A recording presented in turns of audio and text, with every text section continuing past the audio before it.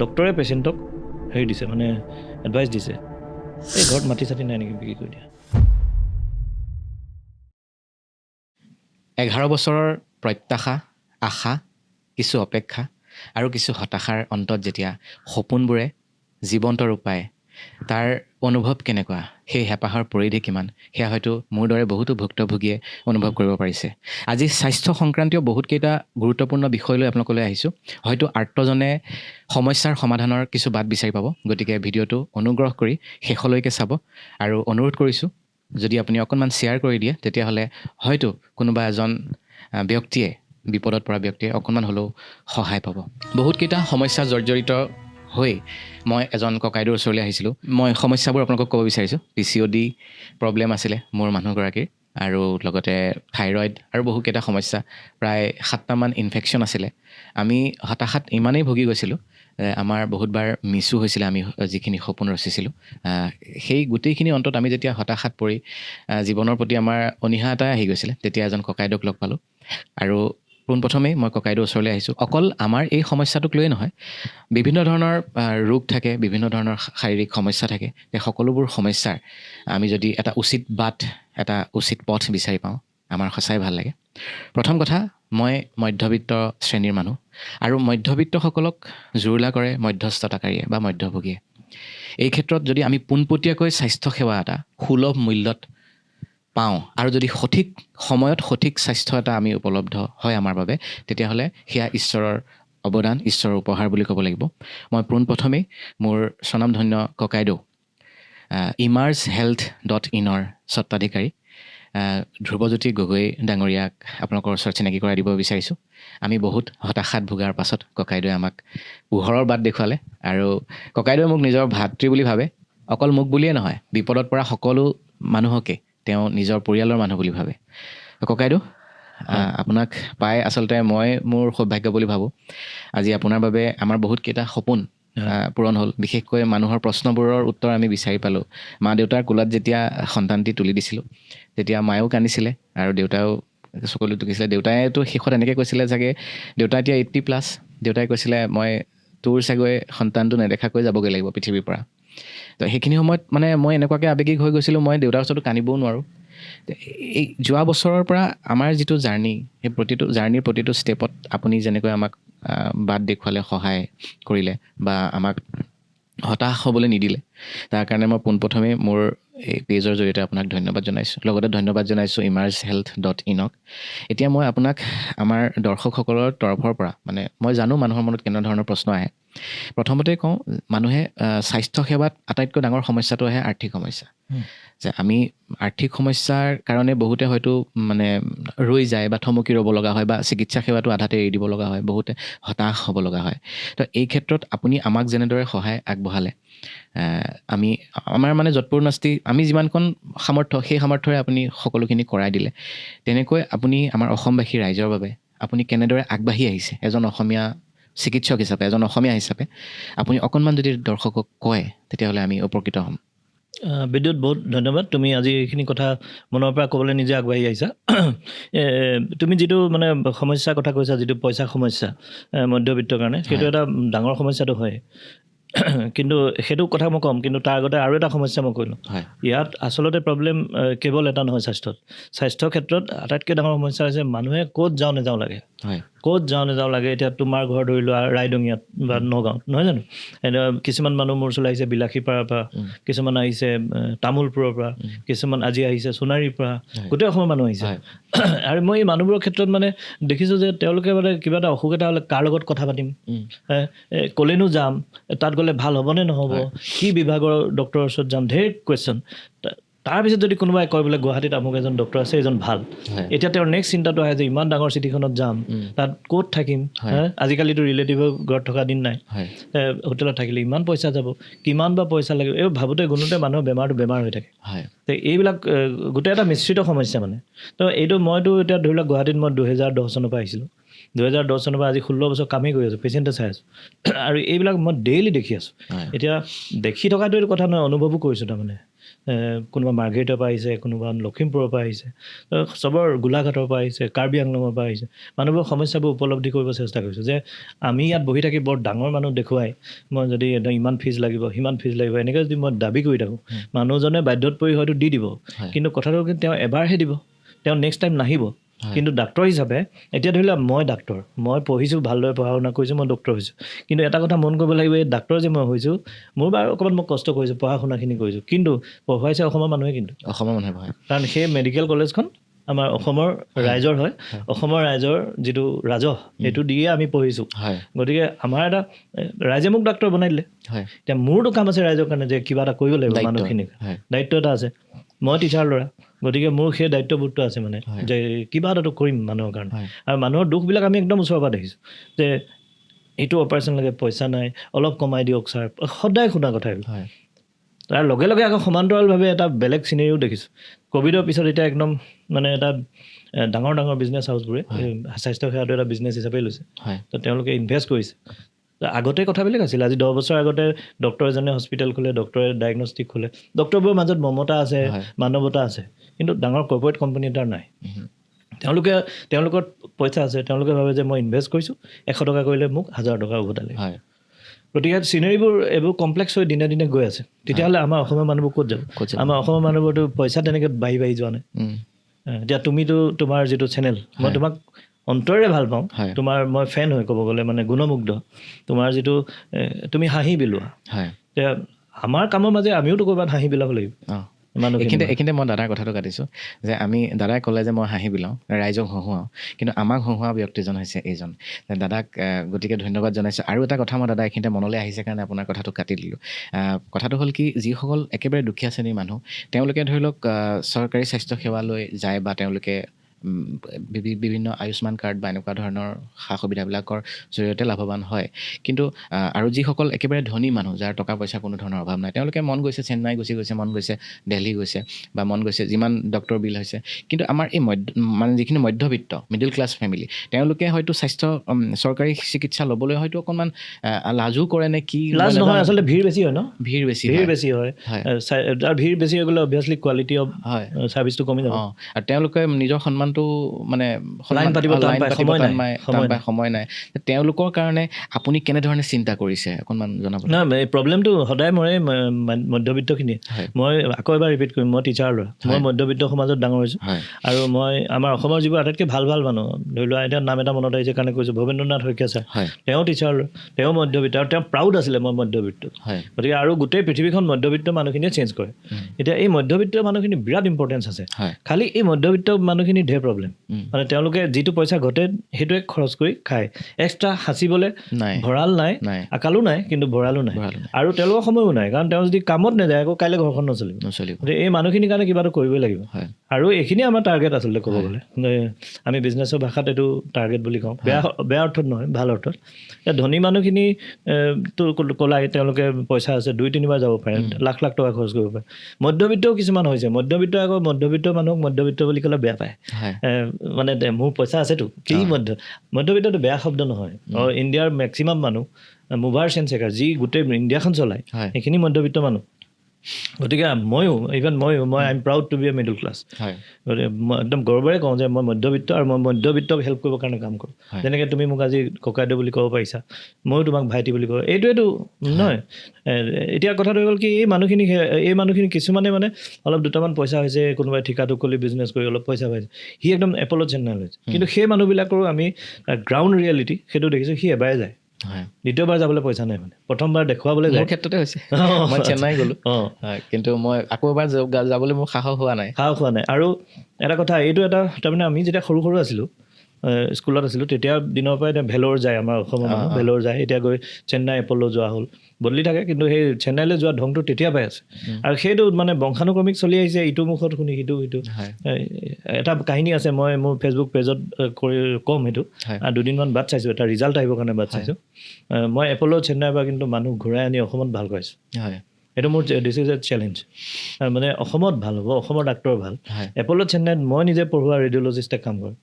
সিহঁতে মোক কয় ছাৰ আপোনাৰ ৰিপৰ্ট পাইছোঁ। আমি ইয়াত থাকোঁ কিন্তু অসমৰ মানুহে আমাক নেদেখাই তালৈ গুচি যায় গতিকে সেই বস্তুটো বিশ্বাস মানুহৰ মাজত জগাব লাগিব যে ইয়াতে একেখিনিয়ে ডক্টৰ আছে ইয়াত কিন্তু ইয়াত এটা এটিটিউডৰ প্ৰব্লেম আছে আমাৰ অসমৰ মানুহে বহুতে মোক কমেণ্টত লিখে আমাৰ ভিডিঅ'বিলাকত যে একদম টকা খোৱা দালাল কমিশ্যন খোৱা দালাল ডক্টৰবোৰ বহুত পইচা লয় এইবিলাক লিখে শুনি বেয়াও লাগে কিছুমান মানুহৰ কাৰণে গোটেই হেৰি বস্তুটো বদনাম হৈছে মানে স্বাস্থ্য সেৱাটো বদনাম সেইটো সত্যতা নহয় সেইটো সত্যতা নহয় আৰু এইটো ক'ৰবাত বদলাব লাগিব আৰু কোনে বদলাব কোনোবাইতো বদলাব লাগিব তো আমি গাত লৈছোঁ এইটো আমিয়ে বদলাম এইটোৱে কৈ আছোঁ বাকী মই আৰু এটা কথা মই যিহেতুকে উপকৃত হৈছোঁ emergehealth.in পৰা গতিকে আপোনাক মই অকণমান বিতংভাৱে সেই বিষয়ে ক'বলৈ অনুৰোধ জনাইছোঁ emergehealth.in এইটো যেতিয়া মানে বস্তুটো কি কেনেকৈ আমি জানিম ইয়াৰ বিষয়ে তাৰমানে কি হয় এটা যিটো মেডিকেল সেৱা স্বাস্থ্য সেৱা এইটো এটা গজগজীয়াকৈ বহি থকা এটা সেৱা বহুত দিনৰ পৰা বহি আছে এইটো ঘপককৈ ইফাল সিফাল কৰিব নোৱাৰি কিয় নোৱাৰি তাত ডাক্তৰ জড়িত হৈ আছে হস্পিটেল জড়িত হৈ আছে ক্লিনিক জড়িত হৈ আছে একগাল মানুহ জড়িত হৈ আছে ফাৰ্মাচিষ্ট জড়িত ইমান ডাঙৰ চিষ্টেম এটা তুমি কেনেকৈ লৰাবা এতিয়া কোনোবা এটা বস্তু যদি দাম তুমি কমাবলৈ যোৱা তোমাক মোৰ কথা কোনে শুনিব মোৰ কথাটো কোনেও নুশুনে এতিয়া মানুহে যদি কয় মোৰ দামটো অলপ কমাই দিয়ক হস্পিটেলে তোমাৰ কথা কিয় শুনিব নুশুনে তো কি কৰিবা তেতিয়াহ'লে কিবা এটাতো উপায় লাগিব মই এইটো বস্তু মোৰ প্ৰায় 5-6 বছৰ চিন্তাৰ ফচল তাৰমানে যে মানুহৰ কাৰণেতো মই দাম কমাম বা মানুহক মই হেল্প কৰিব চেষ্টা কৰিম কেনেকৈ কৰিম গৈ ভাবি যেতিয়া এই অনলাইন প্লেটফৰ্মবোৰ আহিলে এণ্ড্ৰইড ফোন আহিলে জিঅ' আহিলে গোটেই অসমৰ মানুহৰ হাতে হাতে ভিডিঅ' চলা আৰম্ভ কৰিলে তেতিয়া মই ভাবিলোঁ যে নহয় যেনেকৈ এমাজনে কৰিছে হেৰিয়ে কৰিছে তেনেকৈ এটা হেল্থ কেয়াৰ প্লেটফৰ্ম বনোৱা যাওক প্লেটফৰ্ম বনাই সেইটো বনালোঁ সেইটো বনাই পেলাই এতিয়া আমি কম দামত দিব পাৰোঁ আৰু অৱশ্যে এইটো মই ষ্টাৰ্টহে কৰিছোঁ মোক বহুত ডাক্তৰে মোক লগ দিছে বহুত ডক্তৰে এতিয়াতো আৰু মানুহে লগ দিছে আৰু ডক্তৰে লগ দিছে বহুত হস্পিটেলে এতিয়া কল কৰে যে দাদা আমাকো আপোনালোকৰ লগত লগ লগাই লওক এনেকুৱা ধৰণৰ আহে ভৱিষ্যতে আৰু আহিব আৰু মই ভাবোঁ যে ভাল মানুহ ঢেৰ আছে গোটেই ডক্তৰৰ মাজত ভাল মানুহ ঢেৰ আছে কিন্তু ভাল মানুহ কেইজন তুমি বিচাৰি নোপোৱা নহয় এতিয়া আমি এটা প্লেটফৰ্ম বনাইছোঁ emergehealth.in তেওঁলোকে কম খৰচত বা অলপ কম দামত হ'লেও ৰোগীক চিকিৎসা কৰিবলৈ সেৱা আছে মানে অনলাইনতে ৰেজিষ্টাৰ কৰিব পাৰিব অনলাইন ৰেজিষ্টাৰ কৰিব মানুহে অনলাইনত অন্য বস্তু কিনাৰ নিচিনাকৈ তুমি বোলে মোক আল্ট্ৰাচাউণ্ড লাগে তুমি কৰিলা তেতিয়া তুমি কম দামত এইটো গুগল ক্ৰমতে বিচাৰিলে পাৰিলা www.emergehealth.in EMERGE মই তলত লিখি দিম বাৰু তলত কমেণ্টত দি দিলে হ'ল মানুহে ৰেজিষ্টাৰ কৰি থ'ব পাৰে সেইটো সম্পূৰ্ণ ফ্ৰী তেতিয়া আগলৈ তাৰমানে কিবা এটা লাগিলে সেইটো কিন্তু ইয়াত আকৌ এটা কথা আছে ধৰি লোৱা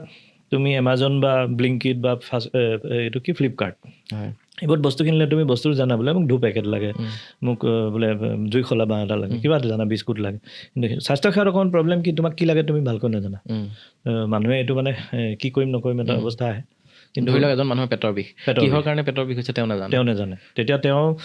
আমি সেইবোৰ কনচালটেঞ্চি এটা হ'লে ভাল হয় সেইবিলাক বস্তু আমি আনিছোঁ এতিয়া পেটৰ বিষত ক্লিক কৰিলেই হ'ল পেটৰ বিষত ক্লিক কৰিলে তাতে ডক্তৰ দেখাই দিব ডক্তৰলৈ গ'ল এতিয়া আমি ডক্তৰ এপটো এইবছৰহে ৰিলিজ কৰিম এতিয়া ডক্তৰ এজন অনলাইনতে পাব প্ৰথম প্ৰিলিমিনেৰীখিনি হৈ গ'ল হৈ যোৱাৰ পিছত লাহেকৈ আমি টেষ্ট কৰিলোঁ টেষ্টখিনিও অনলাইনত কৰিব পাৰে কম খৰচত যদি কোনোবা তেনেকুৱা ৰোগী বা ৰোগীৰ অভিভাৱকে পোনপটীয়াকৈ যোগাযোগ কৰিব বিচাৰে পোনপটীয়াকৈ এইটো এতিয়া মই কৈছোঁ যে স্বাস্থ্যসেৱাটো ডাইৰেক্ট মানে অনলাইনত কৰিব মানুহে অকণমান এতিয়াও অভ্যাসবিলাক হোৱা নাই কিন্তু লাহে লাহে হৈ যাব সেইটো মই জানো এইটো এতিয়া ৰোগীৰ অভিভাৱক এতিয়া সেইটো নোহোৱালৈকে এতিয়া ৰোগীৰ এজনে নিজেতো অৰ্ডাৰ কৰিব নোৱাৰে তেনে ক্ষেত্ৰত আমাৰ ফোন নম্বৰবোৰ আছেই তাত হেৰি কৰিব পাৰে আৰু দ্বিতীয় এটা উপায় আছে কি আমাৰ যিটো ৱেবছাইট তাত এটা আপলোড প্ৰেছক্ৰিপশ্যন বুলি বাটন এটা আছে এইটো ক্লিক কৰিলে কেমেৰা ওলায় কেমেৰা ওলালে কেমেৰাৰ পৰা প্ৰেছক্ৰিপশ্যনখন ফটো মাৰি দিলে আমি পাই যাওঁ আমি পাই গ'লে আমি কল কৰিমেই তেখেত ঘৰৰ পৰা লাগিলে তেওঁ চেম্পল লৈ আহিব যিকোনো বেমাৰ হ'লে আমি কথা পাতি তেওঁক গোটেইখিনি হেৰি কৰি আমাৰ ইয়াত এটা ডিফাৰেঞ্চ আছে এনেই যদি নৰ্মেলি আগৰ কথা কৈছোঁ যেতিয়া emergehealth নাছিলে তেতিয়া আমাৰ ওচৰত এজন পেচেণ্ট আহে মই ধৰি লোৱা মই ৰেডিঅ'লজিষ্ট মই এক্সৰে কৰিছোঁ আল্ট্ৰাচাউণ্ড কৰিছোঁ অন্য প্ৰচিডিউৰ এটা কৰিছোঁ মই কৰি পেলাই পঠিয়াই দিলোঁ মই পইচা পালোঁ কাম খতম কিন্তু emergehealth.in সেই তাৰ বিয়ণ্ড কামখিনি আমি লগত পৰৱৰ্তী কামখিনি তাৰমানে মানুহ এজনৰ ছাপ'জ গলব্লাডাৰ ষ্ট'ন ওলাই গ'ল তেওঁক সম্পূৰ্ণ বুজোৱাৰ দায়িত্ব মোৰ বা আমাৰ আমি যে আপুনি এইটো অপাৰেশ্যন কৰাই দিওঁ নহ'লে বিষটো বিষেই কাইলৈ কেঞ্চাৰ হ'ব পাৰে যেনেকৈ তোমাৰ ক্ষেত্ৰত যেতিয়া প্ৰেগনেঞ্চিটো নোহোৱা সময়তো আমি হেল্প কৰিছোঁ যে নহয় এইটো আমুকত গৈ এনেকৈ কৰিলে হ'ব আৰু প্ৰেগনেঞ্চিটো হোৱাৰ পিছত ডেলিভাৰীলৈকে আমি দায়িত্ব লৈছোঁ যে নহয় কম খৰচত কেনেকৈ কৰাব পাৰি সিমানখিনিলৈকে আমি দায়িত্ব লৈ কম খৰচত কৰাইছোঁ এইখিনিতে মই আৰু এটা কথা কওঁ মই ব্যক্তিগত মই নাম নলওঁ ব্যক্তিগত খণ্ডৰ নাৰ্ছিং হোম এখনৰ লগতো কথা পাতিছিলোঁ তাত যিটো বাজেট দিছিলে তাৰ আধাত প্ৰায় আধাতকৈও কম ককাইদেৱে মোক কৰোৱাই দিলে সেইকাৰণে মই ককাইদেউক ধন্যবাদ জনাইছোঁ থেংক ইউ মানে সেইটোৱে আচলতে উদ্দেশ্য যে এখন কিতাপ পঢ়িছিলোঁ আজি এবছৰমান আগত তুমিও পঢ়িছা চাগে এইটো বিখ্যাত কিতাপ অসমীয়ালৈ এইটো অনুবাদ হৈছে ইকিগাই বুলি হয় ইকিগাইত মানে কৈছে যে জীৱনৰ এটা অৰ্থ থাকিব লাগে হয় পাৰ্পজ থাকিব লাগে এতিয়া আমি ধৰি লোৱা মোৰ কাহিনীটো এনেকুৱা মই ধৰি লোৱা যেতিয়া মেট্ৰিক দিব আছে তেতিয়া ফাৰ্ষ্ট ডিভিজন পাব লাগিব পাৰ্পজ এটা আছিলে হায়াৰ ছেকেণ্ডেৰী পিছত পাৰ্পজ আছিলে ফাৰ্ষ্ট ডিভিজন তাৰপিছত বোলে মেডিকেল চিট পাব লাগিব কিবা এটা পাৰ্পজ আছিলে কিন্তু যেতিয়া ডক্টৰ হৈ গ'লোঁ প্ৰেক্টিছত আহি গ'লোঁ পইচা ঘটা আৰম্ভ কৰিলোঁ তাৰপিছত পাৰ্পজ নাইকিয়া হৈ গ'ল বাচ্ছা জন্ম হ'ল তাৰপিছত জীৱনত যেনেকৈ অৰ্থই নাই মাজতে মই ব'ৰ হৈ গৈছিলোঁ আৰু পাৰ্পজ নোহোৱা লাইফটো একদম বৰিং লাইফ টকা পইচা থাকিও লাভ নাই যদি পাৰ্পজ নাই কিন্তু এতিয়া মই পাৰ্পজটো বিচাৰি পাইছোঁ এতিয়া মই পাৰ্পজ হ'ল অসমৰ মানুহক মই মনে মনে এই তোমাৰ ভিডিঅ'ত মই কৈ দিছোঁ মানুহে জানক যে অসমৰ প্ৰত্যেক ঘৰৰ মানুহ মোৰ ঘৰৰ মানুহ বেমাৰ যদি হয় তেওঁলোকক মই এনেকুৱাকৈ হেল্প কৰিম যেন সেইজন মোৰ ঘৰৰহে মানুহ কম খৰচত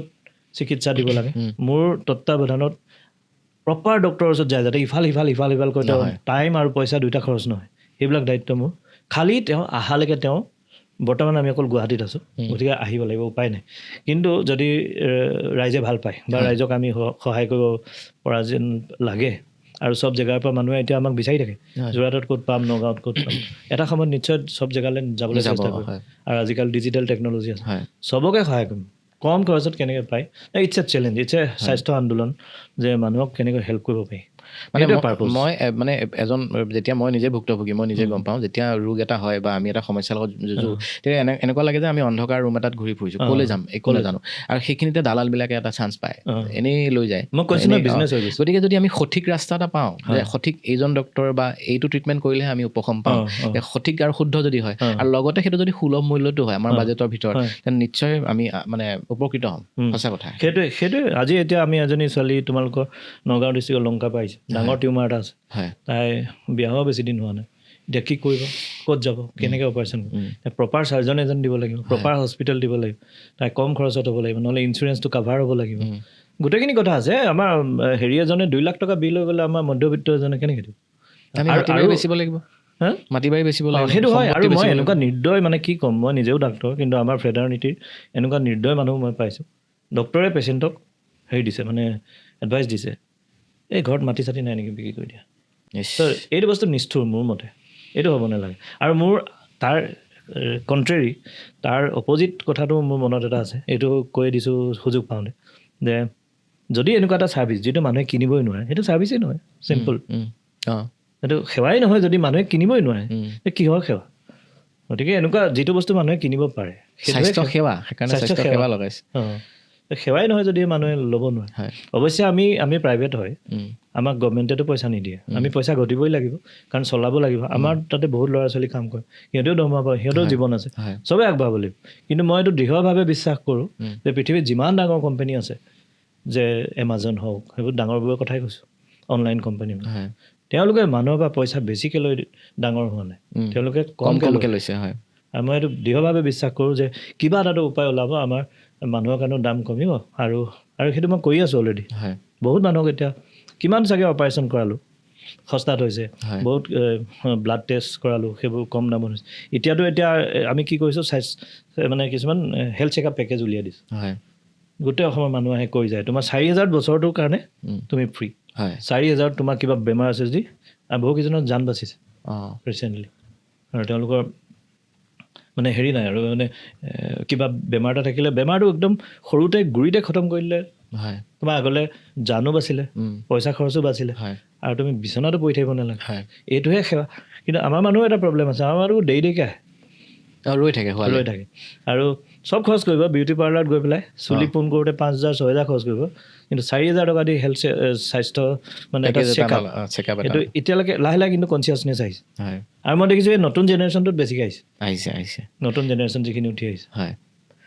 ঠিকে আছে, খুব ভাল লাগিলে। আৰু মই দৰ্শকক এটা কথা কওঁ, যদি আপোনালোকৰ কিবা জানিব লগা থাকে বা এই ভিডিঅ'টোৰ সংক্ৰান্তীয় আপোনালোকৰ সমস্যা যদি কিবা জানে, আপোনালোকে কমেণ্টত দিব পাৰে, মই দাদাকো টেগ কৰাই দিম। হয়তো দাদাই সময় পায় আপোনালোকক ৰিপ্লাই কৰিব। আৰু যদি আপোনালোকে